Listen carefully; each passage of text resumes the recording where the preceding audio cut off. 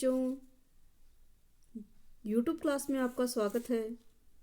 आज हम पढ़ रहे हैं BCom part first paper second का टॉपिक लाभ के सिद्धांत।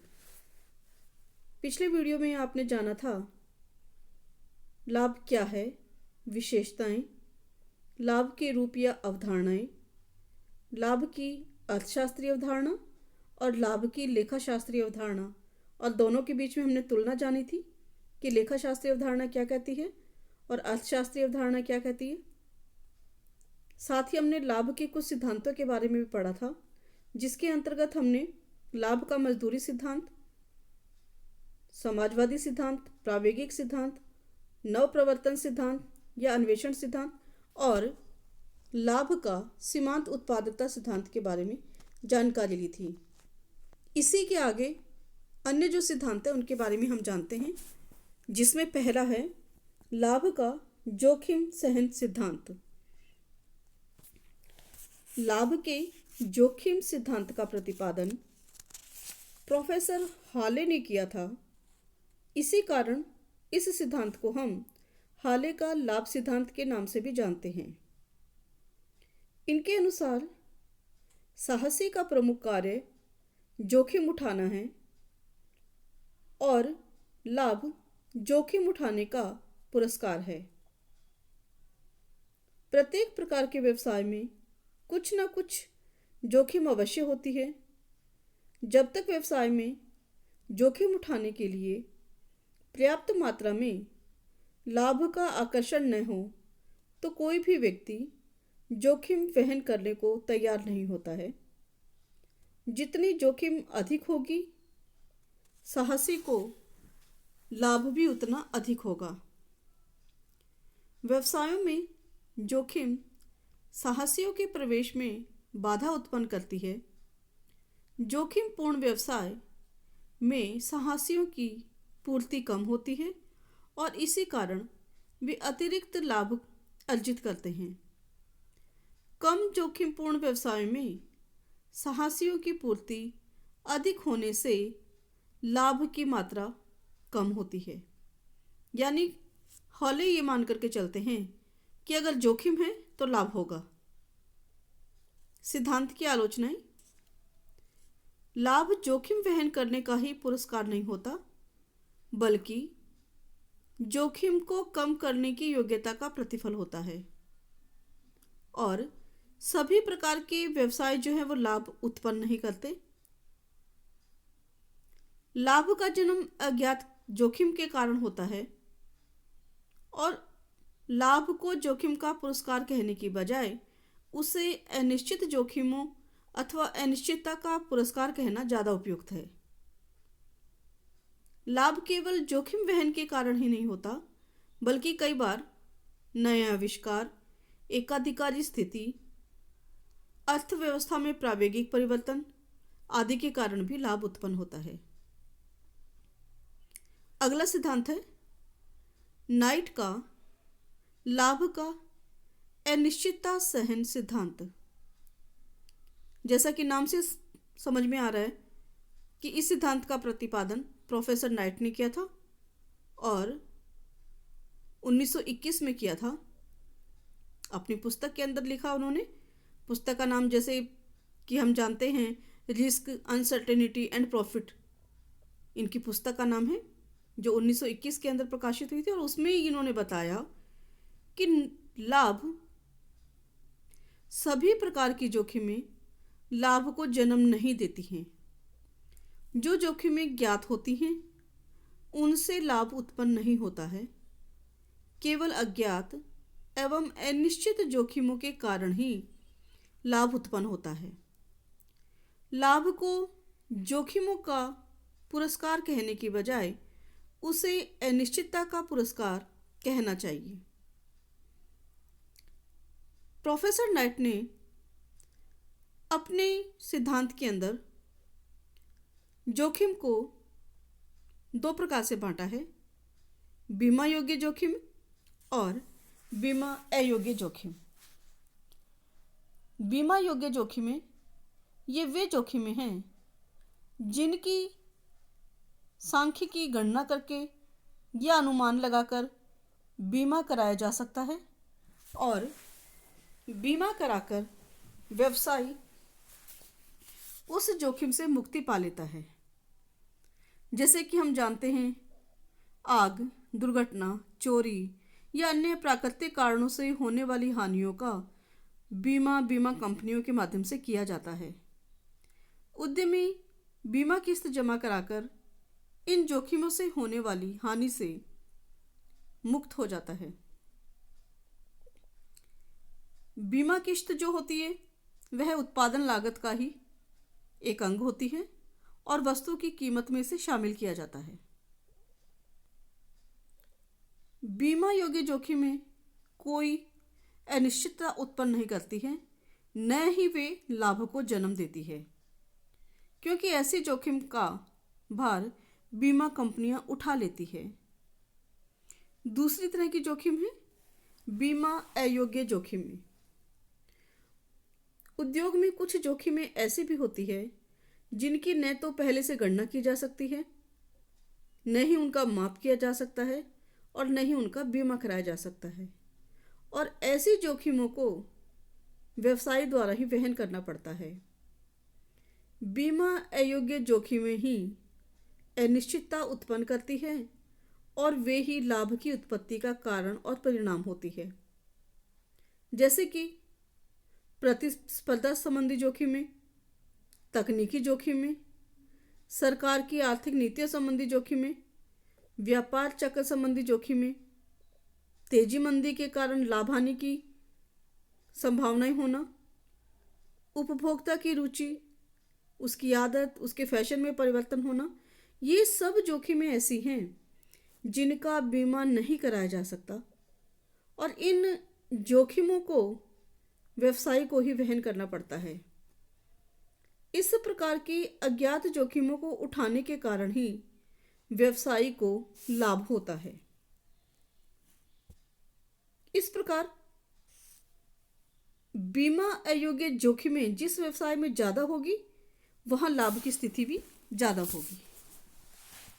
सिद्धांत की आलोचनाएं। अनिश्चितता उठाने का तत्व उत्पादन का एक स्वतंत्र साधन नहीं माना जा सकता। यह साहसी के कार्यों की एक विशेषता मात्र है।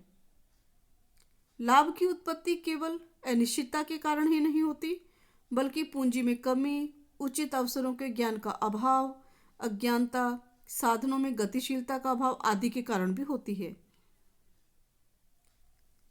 और अनिश्चितता को वहन करना साहसी का एकमात्र कार्य नहीं है, बल्कि उसको संगठन करना पड़ता है, समन्वय करना पड़ता है, निरीक्षण करना पड़ता है, अभिप्रेरण के कार्य करने पड़ते हैं, नवप्रवर्तन के कार्य करने पड़ते हैं। विभिन्न प्रकार के कार्य करके वह उस व्यवसाय को चलाता है और इसे एक लाभ का नया सिद्धांत नहीं कह सकते, बल्कि हम इसे हाल का जो सिद्धांत हमने पढ़ा था पिछला जोखिम जो हमने देखा था उसके अंदर कि जोखिम सहन सिद्धांत जो है उसी का ही सुधार कर दिया।